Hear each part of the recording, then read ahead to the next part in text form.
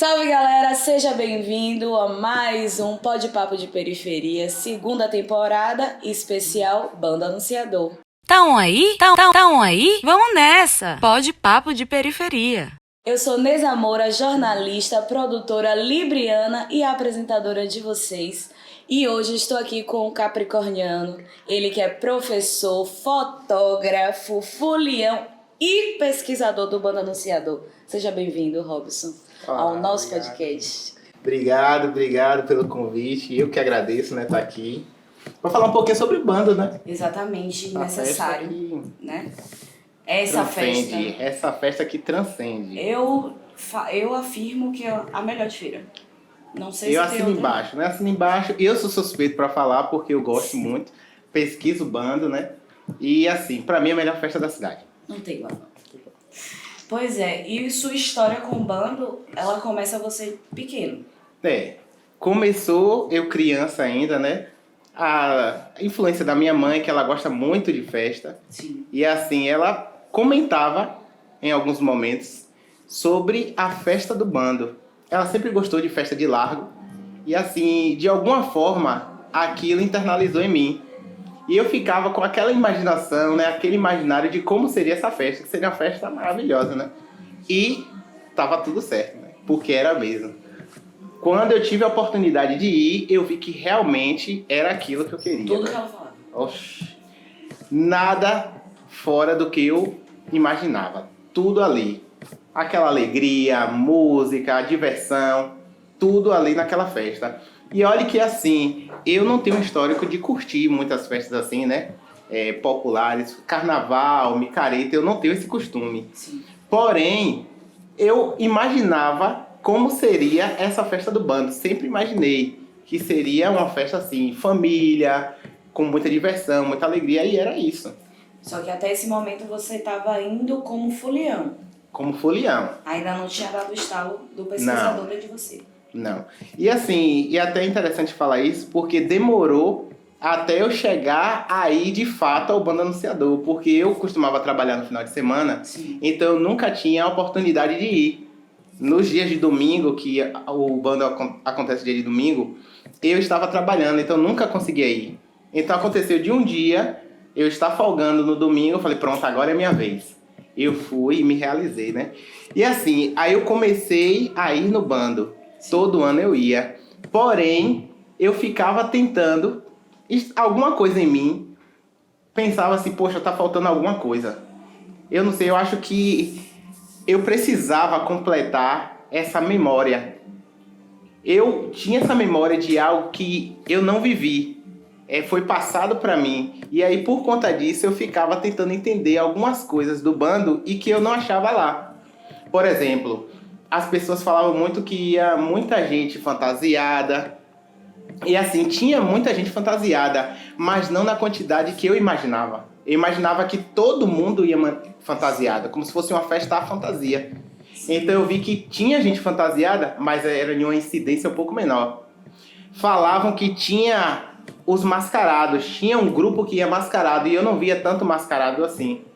Falava do parque que tinha na Praça da Matriz, que acontecia, e eu não via esse parque, o Bumba Meu Boi. Então assim, pelos relatos eu via que faltava alguma coisa.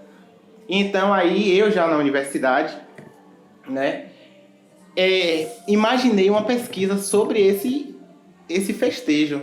Aí eu já ia participar, eu fotógrafo, eu ia com a câmera, né, participando, e quando eu via alguma coisa que me chamava a atenção, eu registrava. Toda vez eu registrava. E aí depois, em casa, mais tranquilo, né, porque também a gente... Lógico. Um pouquinho pra ficar alegre na festa. E também pra dar aquela embrasada. Dava. Não tem como. O fluxo. Chegava em casa, eu olhava aquelas fotografias e fazia análises. Eu, como pesquisador, aí eu ia recortando alguma parte da imagem, fazendo recortes e ia fazendo análise. Sim. E aí eu fui começando a entender algumas coisas. Claro, não era uma coisa que estava posta para mim. Então, eu vi alguma coisa ali que eu imaginava que teria uma informação mais aprofundada, então eu ia para pesquisa, eu ia para campo. Então, aí eu já num programa de mestrado, né, fazendo a pesquisa sobre o bando, eu fiz um recorte assim, como o bando ele é um evento muito amplo, eu recortei a parte dos mascarados. Eu falava assim, poxa, eu quero entender então os mascarados desse bando. Por que usar máscara no bando? Porque era uma festa que acontecia de dia, era uma festa de família, de criança, então por que se esconder? Então eu fiquei com aquilo me incomodou. Então eu peguei e falei, eu quero saber por que esse pessoal usa máscara. Quem são esses mascarados? Por que usa essa máscara? Aí eu fui pesquisar. Então eu fui para as pessoas que participavam no início, para cada um me falar sobre esses mascarados. E, é claro, alguns deles me dá algum registro desses mascarados, de imagem. Sim. Porque na época eu não estava participando, não tinha como registrar. Então, a partir daí, eu percebi que tinha 3 modelos de máscaras, de mascarados. Um primeiro grupo era assim, mais genérico. Eles vinham com a influência do carnaval, né, das festas, né, carnavalescas da Europa. Então, aqueles bailes dos mascarados. Então, aquelas máscaras mais... Sim, bonitas, venezianas. Mais venezianas, aquele negócio com a tendência muito europeia. Sim. Então, tudo bem. Aquele ali a gente... Aí eu já matei essa aí. Depois, o segundo modelo de máscara cobria completamente o rosto. Mas aí, através das pesquisas, eu descobri que eram o quê? Eram moças, na verdade, casadas, mulheres casadas, que queriam participar do evento, mas não queriam ser reconhecidas. Então, elas iam escondidas. Então, para isso, elas botavam a máscara, se fantasiavam de homem e ia para o evento. Então, as pessoas não tinham como identificar quem era aquela pessoa. Até porque, entre as brincadeiras dos mascarados, tinha roubar beijo. E aí, elas não queriam ser identificadas porque, na época, na década de 70, 80, tinha, é claro, né, um pudor. A sociedade era muito fechada para esse tipo de postura. Então, elas tinham que manter para a sociedade uma certa postura. E o momento do bando era um momento de se libertar. Sim, certo? faz sentido. Aí o terceiro movimento é de caráter mais religioso. Então, alguns descendentes de escravizados, do início da construção da cidade, eles pegavam essa influência que eles tinham dos seus antepassados, construíam essas máscaras e iam. Então, como era um evento que o pessoal falava de profano, né? Para ser profano precisa da presença do sagrado ali. Então, eles usavam a máscara como referência do sagrado deles. Então, eles estavam lá inseridos e todo mundo aceitava. Porque até então, como eram religiões de matrizes africanas, eles ficavam escondidos na sociedade. E com a máscara eles poderiam estar lá e ninguém falar nada. Então, eram esses 3 movimentos. Era só uma fantasia, e sendo que eles estavam exercendo a religião deles. Isso aí. Então, era um movimento que era assim, plural, né? E as pessoas não prestavam atenção, não entendiam quando viam a máscara. Só que alguns indícios faziam, algumas pessoas que tinham, é claro, né, um pouco mais de atenção, ligar a essa questão, por exemplo, religiosa. Porque, por exemplo, os mascarados, eles iam com um modelo de chapéu, que é um modelo utilizado pela Igreja Católica, de bispos. Sim. Ele faz um triângulo assim. E eles estavam sempre próximos de representantes do candomblé. Então, eles andavam em grupo com o pessoal do candomblé. Sempre. Eles se separavam, mas sempre andando com esse pessoal. Então, era o grupo daquela casa de religião, entendeu? Meio que como tem os bandos dos bairros hoje em dia. Isso. Sim. Os bandos dos bairros ocorriam. Por exemplo, eu peguei uma parte dos registros, né? Quem me cedeu foi Juraci Dória, que o pessoal vinha ali, que era o bando da... Eles vinham descendo ali aquela rua que hoje é... Como é o nome daquela rua? Que é a Pedra, que o pessoal chama de Pedra, a Ilha do Rato. A Ilha do Rato, a Feira do Rato. Do Rato, ali atrás do Transburgo. Isso, ali é o... Não, ali não. É do outro lado, que eu tô falando do Feiraguai. Tem o Feiraguai, tem a ilha. E assim, um pouco mais... Araújo Pinho. Que era esse bloco, né? O bloco vinha pelo Pilão e descia Araújo Pinho. Quem organizava isso era um professor universitário Belmonte, da família Belmonte. Ele contratava um fotógrafo de Salvador, ele vinha, registrava tudo, o bando vinha, descendo ali Araújo Pinho, onde é a antiga EBDA, descia todo mundo e participava do cortejo. Nesse grupo não tinha mascarados. E é assim, era um grupo que era muito tradicional. O grupo que tinha mascarados vinha da Baraúna, da Mangabeira, da Chácara São Cosme. Mas Pilão ali é centro, né? É centro da cidade. Então, os bairros que são remanescentes, né? Que são mais periféricos. Então, esses tinham os representantes e eles vinham com o grupo religioso deles. Tinha uma ligação muito forte porque também tinha uns grupos como se fossem grupos de samba que participavam. Sim. Então, tinha um grupo de samba tradicional da Rua Nova, que era Filhos de Iemanjá. Então, eles vinham, participavam e tinha mascaradas nesse grupo. Agora sim, até essas pessoas que participavam desse grupo não sabiam quem era o mascarado.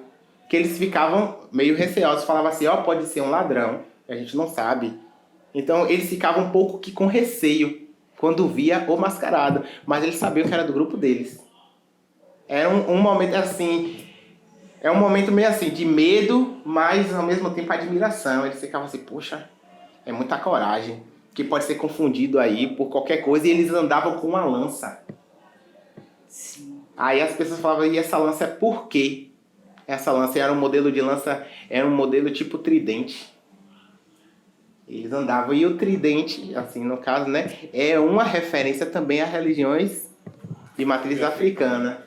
A lança, as 3 lanças. Então, tudo isso era um simbolismo que eles carregavam quando vinha.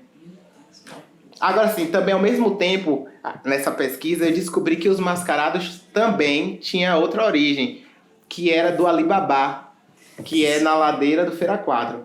Eles participavam das festas que aconteciam, geralmente no sábado, era do sábado para o domingo, e aí acabava no domingo de manhã cedo. Eles já saíam da festa do Alibabá para ir para o bando anunciador. Como a festa lá era uma festa que tinha um caráter um pouco circense, então eles iam fantasiados. Tinha festa, tinha apresentação com animais, com elefante, eles subiam em cima de elefante, faziam espetáculos dessa natureza. Então eles saíam dessa forma, fantasiados ainda, e iam pro bando. Então uma parte dos fantasiados vinham dessa festa do Alibabá. E assim criou-se a tradição da fantasia? Da fantasia. Uma parte dessas fantasias vinham daí. Então uma parte é por conta de uma festa que já acontecia, e para não perder o bando, eles iam do jeito que estava. Outra parte que era as moças mulheres recatadas que se vestiam assim para poder não ser identificada. Então mais outro grupo que ia fantasiada. Sim. Então isso foi ganhando, né, um espaço dentro do festejo do bando anunciador. E acabou virando um senso comum, né? As pessoas viam, ao invés de achar estranho, elas se adaptaram àquilo. Se adaptaram àquilo. Meu Deus, que maravilhoso. Então, assim, nesse grupo mesmo, interessante falar isso, nesse grupo que tinha as mulheres vestidas Sim. de homem. Então, alguns homens eu acho que reconheciam isso e se vestiam de mulher para fazer um contraponto. E uma das entrevistas até que eu fiz no meu trabalho foi interessante, porque o Cuca, o que é hoje o Cuca, era aberto à população. Então ele morava na matriz, esse meu entrevistado, ele era criança, então ele tinha medo, ele ficava na janela olhando. E aí os homens que passavam vestidos de mulheres, eles iam de saia, eles levantavam a saia já pra criar um constrangimento, e eles não usavam roupa de baixo, então eles ficavam... As crianças, meu Deus. Já pra aterrorizar as crianças. E no documentário que vem até depois, né, que quando o bando surge, depois eles fazem um documentário. O pessoal da UFES que tomou a frente para reconstruir esse festejo, eles fazem um documentário, e no documentário eles contam que um dos motivos dessa ruptura, que terminou em 87, depois voltou em 2007, Sim. foi justamente porque estava se tornando muito profano. As pessoas ficavam com músicas assim que não tinham... Era muito distante do que eles imaginavam de uma festa cristã. porque o bando anunciador vinha para anunciar a quaresma, Isso. a festa religiosa. Então eles passavam na frente da igreja da Senhor dos Passos com esse tipo de cântico, e por conta disso a igreja fechou as portas, porque ficava, a igreja tem um eco. Então quando eles falavam os palavrões, ficava ecoando dentro da igreja, então eles fechavam o portão, e isso que criou, não foi? Segundo ele, que participava desse momento, que criou essa ruptura. A igreja desvinculou da festa, que ficou muito profana. A prefeitura, por sua parte, também não estava muito alegre com aquilo, chegou e lavou as mãos. Então, como não tinha um grupo forte para organizar, porque todo festejo dessa natureza precisa de um órgão institucional muito forte para poder tomar frente. Sim. Então, no caso, antigamente era a Secretaria de Cultura e Turismo de Feira. Depois, a UFES tomou essa dianteira. Então, pôde acontecer. Pela iniciativa pura e simplesmente popular, seria muito complicado, a não ser que seja um grupo de uma população muito unida para poder fazer isso. Então, assim, como não tem essa articulação tão grande, então era muito difícil acontecer. A UFES conseguiu articular e agora se tornou o que tornou, né? Aí a prefeitura retornou, dando o seu apoio, a sua contribuição. Inclusive, você falou aqui nos bastidores desse apoio da prefeitura, né? Que por muito tempo também não houve. Não houve porque, como a festa não estava agradando a Igreja Católica, não fazia sentido. Aí você lembra a prefeitura. quando a prefeitura voltou? A prefeitura voltou, acredito que a partir de 2012. Uma festa consolidada já. Já consolidada. Porque... Da forma que a gente conhece. Isso, porque assim, o ponto de apoio é o Cuca. Sim. Ainda, né? Que era a matriz, eles colocaram o Cuca porque é o órgão da universidade. E ali próximo. Então a prefeitura não disponibilizava banheiro químico, fechamento de vias, não tinha nada disso. Então a festa corria solta. Sempre correu solta. Só que com a proporção que tomou, acontecia que acabava tendo confusão em trânsito, porque os veículos não conseguiam passar pelo tanto de gente. Então tudo isso ocasionou que a prefeitura teve que tomar ciência e fazer medidas para poder organizar a festa. Entendeu? E o que eu queria saber de você é, você como pesquisador, as principais diferenças do que você pesquisou e do que você viu e pesquisou também. Né? O contraponto do antes e do depois da ruptura.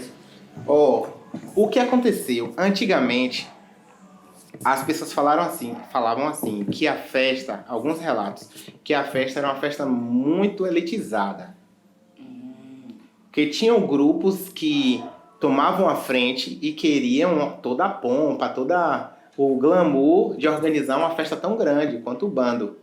Esses grupos que organizavam, eles que eram de famílias tradicionais, eles saíram dessa dianteira.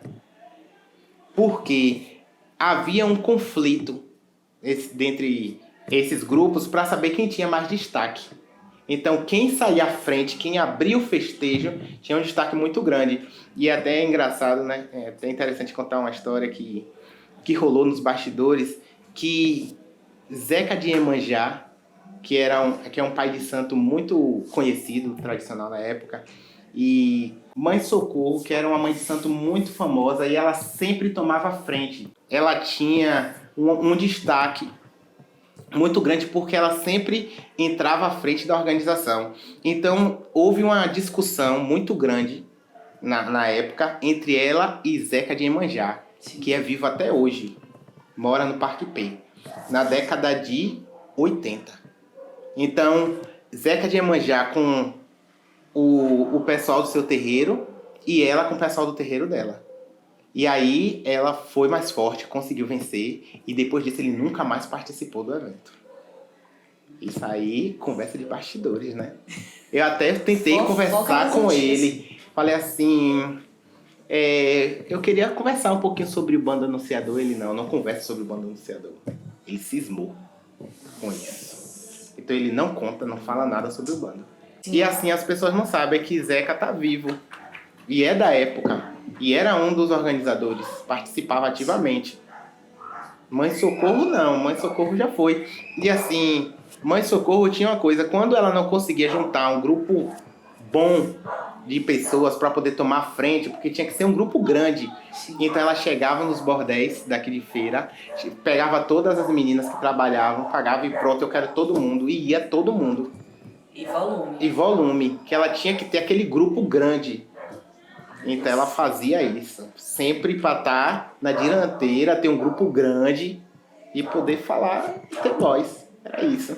Ela tinha uma presença forte Sim. na Rua Nova. E aí, com isso, ela sempre teve destaque no bando. Sempre teve. E aí a gente passa para a segunda parte, que é agora já essa realidade. A nova, aí assim, beleza, teve tudo isso, o bando voltou. Quando o bando voltou, aí agora depois, né, de eu ter desenvolvido a pesquisa, Sim. então aí eu comecei a fazer paralelos entre o que era e o que é hoje. Sim. Então assim, a questão dos mascarados, a gente vê muito pouco no evento. Hoje em dia, né? Hoje em dia a gente vê as pessoas fantasiadas, tem muita fantasia. Porém, no modelo como tinha antigamente, com esse intuito, ou para trazer da sua religiosidade, ou para se esconder e fazer o que não podia, para não ser julgado pela sociedade, não tem mais. Então assim, a fantasia acontece como um carnaval do Pelourinho. Sim. Então é um negócio bem festivo, bem carnavalesco. Pegou mesmo o perfil carnavalesco. Ok.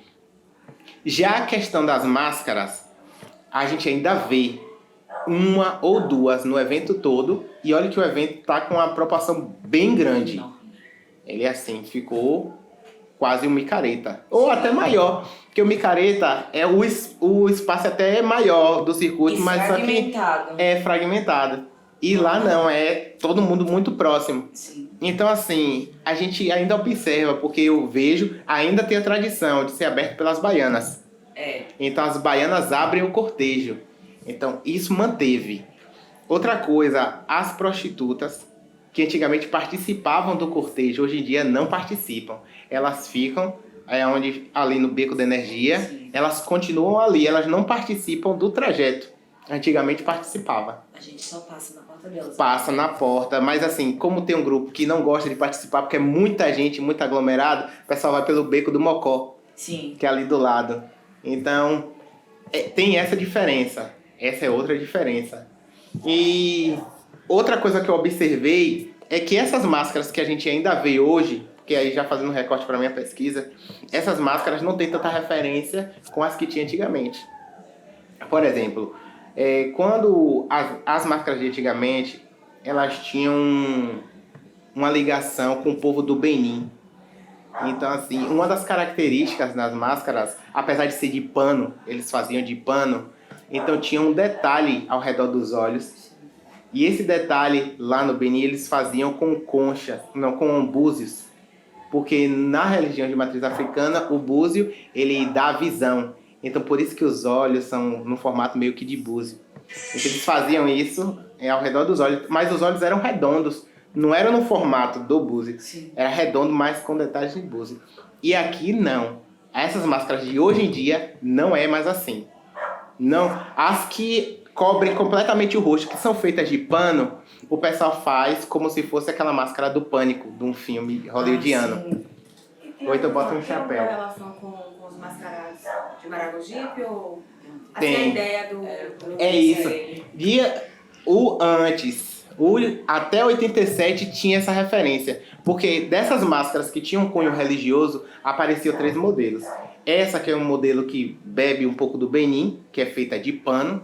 Tem um modelo que imita o mandu, de Santo Amaro, que cobre completamente com pano de chita. Que o mandu tem que eles ficam com os bracinhos assim. Sim. Sim. Esse é o segundo modelo. E o terceiro, que tem um nariz pontudo, que é bem colorida, imita as caretas de Jacupi. Imita que eu falo, porque todas bebem da mesma fonte, que é nas culturas banto. Então, eles usam bastante essa cor, esse modelo de nariz, de orelhas. Sim, tem um... Então assim, até 87 tinha esse modelo. E o Depois, olho não. é bem redondão. Assim. O olho é redondão e isso eu vi. o detalhe é feito tipo um retângulo. Então, Essas eu já vi muito em Cachoeira. tem. Quando você vai ali em direção a Cabo Sul, você passa, tem um muro pintado, né, das caretas Jacupi, e tem essas máscaras. O modelo delas tem lá desenhada. Só que assim, todo o recôncavo da Bahia, ela tem essa tradição de mascaradas. Sim. Também ali na Costa do Dendê todinho tem tradição de mascarados. Porque é originário dos povos negros. Entendeu? E aqui em Feira teve essa tradição porque a população de Feira foi constituída através dos povos negros. Apesar de que a história oficial fale do início na fazenda Diana Brandão e Domingos Barbosa, a Feira de Santana é um pouco anterior a isso. Ela surge em São José, da família Peixoto Viegas. Eles tinham em torno de 180 escravos na época. Então, e eram de nacionalidades distintas. Na pesquisa que eu desenvolvi, eu traço da onde foi que cada um veio. Porque quando eles vêm para o Brasil, eles são rebatizados. Então eles ganham uma nova origem e perde esse laço com a África. E aí eu chego e remonto, porque eu pego os livros de registro e aí eu vejo na mudança do nome de onde era que eles vinham. Então eu tenho essa lista. Agora sim, tem um grupo que eles não informam a nacionalidade. 926 escravizados, eles dizem assim, que é de origem desconhecida. Mas tem um grande grupo que é nigeriano, Jeje, Mina. Então assim, todos eles tiveram influência aqui dentro. De alguma forma, essa cultura deles foi passando. E tá tudo aqui no nosso Tá tudo aqui. Tá tudo aqui. Alguns artistas, né, daqui, como Carlo Brito, ele bebe nessa fonte, tanto que ele faz uma representação. Tem um quadro de Carlo Brito que ele pinta o bando anunciador, mas só que ele faz essa pintura do bando anunciador, na verdade, de uma divindade, de um orixá, e aí ele diz que aquilo ali é a representação do bando anunciador. Como? Que o bando anunciador é católico, né? É uma festividade. Acabei de descobrir. Então é porque ele já tinha feito essa pesquisa, ele sabe dessa influência. Por que tantos participantes de religiões de matriz africana?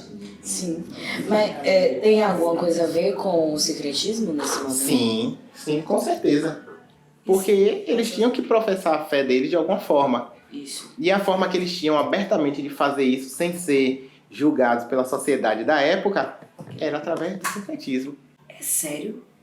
Tu lembra de mais coisa, me conta.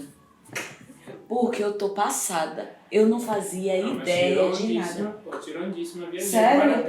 Velho, eu não fazia. Eu tô sendo muito sincera com você, eu não fazia ideia.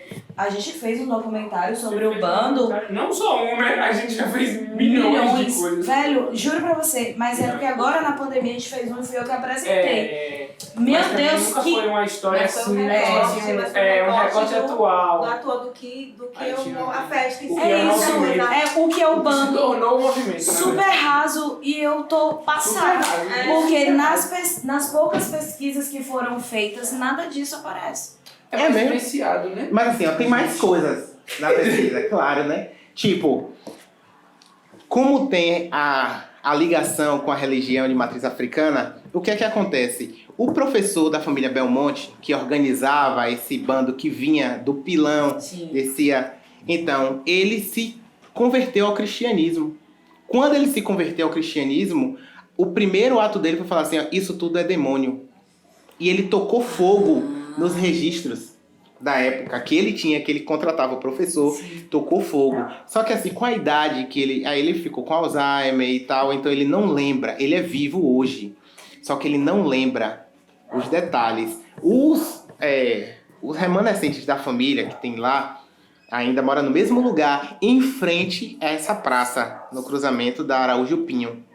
Então, eles relembram de tudo, como era, quem soltava os rojões, tudo isso. Eles têm tudo isso. Só que os detalhes a mais que o professor sabia, ele apagou, porque ele mudou de religião e ele achou que aquilo ali não era para ser mais. E até a memória dele a memória dele se perdeu. Agora sim, uma parte ficou com quem? Com Selma.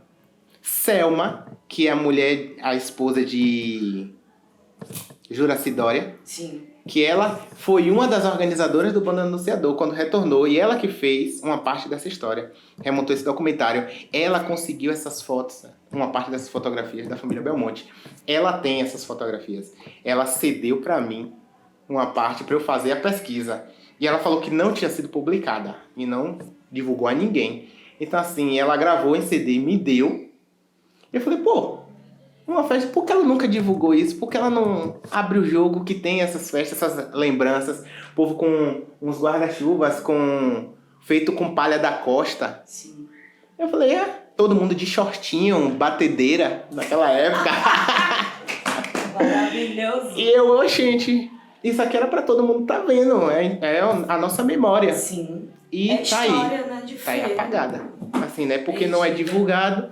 E você, que pesquisou o passado, viveu o presente, pesquisou o presente, o que você projeta pro futuro do Bando Anunciador? Olha, por mais que a história esteja assim, com aspectos, né, que remontem àquele momento da ruptura, que era a incidência de carros de som, mini trio, e aí o pessoal não queria que ficasse tanto com a cara do Micareta, e foi um dos motivos do evento ter esse término. Eu acredito que ele vai se perdurar sim, porque ele é único na cidade. Ele tem uma característica que é muito singular, porque ele abarca desde crianças até adultos. Ele é um evento que engloba toda a população feirense. Diferente de outros eventos, por exemplo, o Micareta daqui acontece à noite. Então eu não sei como é que funciona para criança, né?